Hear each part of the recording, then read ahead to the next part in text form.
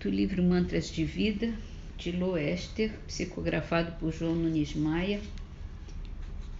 O otimismo sadio é a minha atmosfera permanente. Quem respira comigo será sempre jovial e saudável.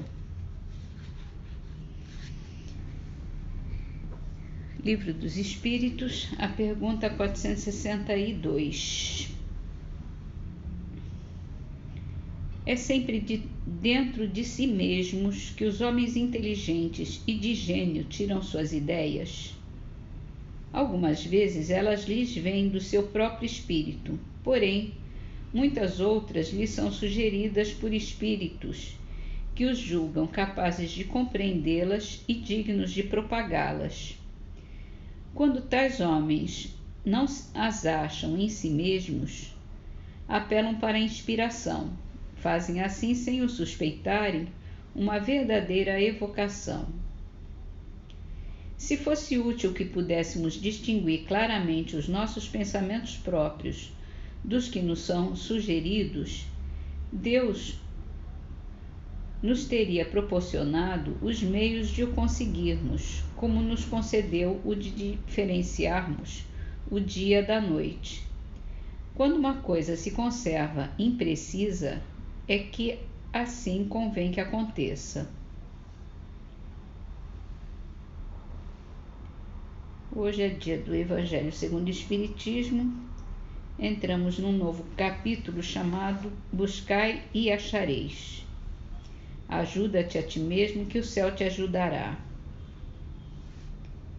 Pedi e se vos dará, buscai e achareis. Batei à porta e se vos abrirá. Porque quem pede, recebe, e quem procura, acha, e aquele que bate à porta, abrir-se-á. Qual homem dentre vós que dá uma pedra ao filho que lhe pede pão? Ou se pedir um peixe, lhe dará uma serpente? Ora, se sendo maus como são, sabem dar boas coisas aos seus filhos, não é lógico que com mais forte razão seu Pai, que está nos céus, dê os bens verdadeiros aos que lhes pedirem? Essas duas passagens estão em Mateus, no capítulo 7, versículo 7 a 11. Do ponto de vista terreno, a máxima buscai e achareis é análoga a esta outra: ajuda-te a ti mesmo, que o céu te ajudará. É o princípio da lei do trabalho e, por isso, da lei do progresso, porque o progresso é filho do trabalho, visto que este põe em ação as forças da inteligência. Na infância da humanidade, o homem só aplica a inteligência à cata de alimento dos meios de se preservar das intempéries e de se defender dos seus inimigos.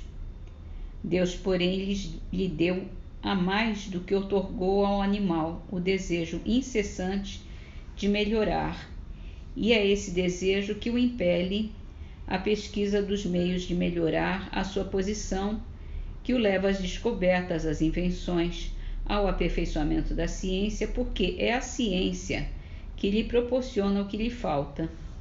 Pelas suas pesquisas, a inteligência se lhe engrandece, o moral se lhe depura. As necessidades do corpo sucedem às do espírito. Depois do alimento material, precisa ele do alimento espiritual. É assim que o homem passa da selvageria à civilização. Mas bem pouca coisa é imperceptível mesmo em grande número deles. O progresso que cada um realiza individualmente no curso da vida. Como poderia então progredir a humanidade sem a pré-existência e a reexistência da alma? Se as almas se fossem todos os dias para não mais voltar, a humanidade se renovaria incessantemente com os elementos primitivos, tendo de fazer tudo, de aprender tudo. Não haveria nesse caso razão para que o homem se achasse hoje mais adiantado do que nas primeiras idades do mundo, uma vez que a cada nascimento todo o trabalho intelectual teria de recomeçar. Ao contrário, voltando com o progresso que já realizou e adquirindo de cada vez alguma coisa a mais, a alma passa gradualmente da barbárie à civilização material e desta à civilização moral. Se Deus houvesse isentado do trabalho do corpo o homem, seus membros se teriam atrofiado. Se o houvesse isentado do trabalho da inteligência, seu espírito teria permanecido na infância, no estado de instinto animal. Por isso é que lhe fez do trabalho uma necessidade e lhe disse: procura e achará, trabalha e produzirá. Dessa maneira, será filho das suas obras, terá delas o mérito e será recompensado de acordo com o que tenha feito.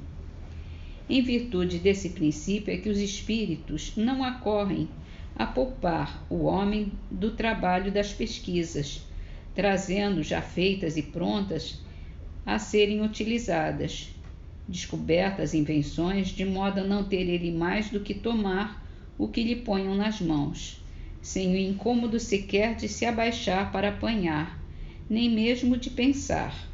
Se assim fosse, o mais preguiçoso poderia se enriquecer e o mais ignorante se tornar sábio à custa de nada, e ambos se atribuiriam o mérito do que não fizeram. Não, os espíritos não vêm isentar o homem da lei do trabalho, vêm unicamente mostrar a meta que cumpre atingir e o caminho que a ela conduz, dizendo: anda e chegará. Topará com pedras, olha e afasta você mesmo.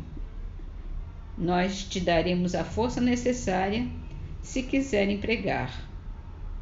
Do ponto de vista moral, essas palavras de Jesus significam: peçam a luz que lhes clareie o caminho e ela lhes será dada.